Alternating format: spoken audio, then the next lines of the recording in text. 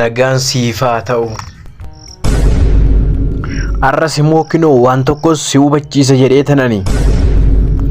Kinoo laal dhaga'i. Dhuguma ati mucaa Waaqayyoo yoo taate, dhuguma ati dhugaa baatu Kiristoos yoo taate, sababbii keetiitiif maqaan Waaqayyoo hin arrabsamin, sababbii keetiitiif maqaan Yesuus hin arrabsamin.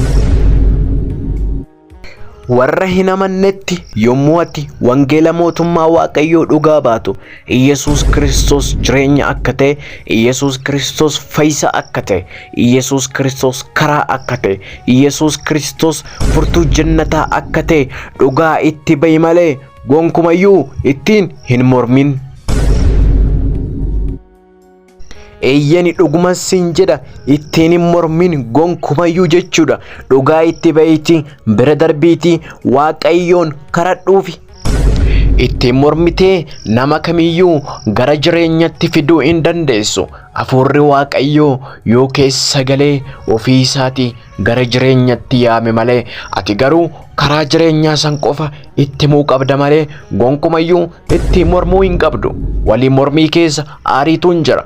Walii mormii keessa walitti mufachuu jira. Walii mormii keessa wal arrabsuutu jira.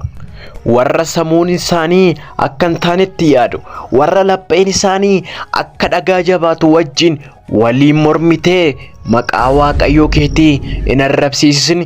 Maqaa Yesuusee isa si fayyise kana, isa jireenya bara baraa sii kenne kana, maqaa Yesuus Kiristoos kanas hin xureessisiisin.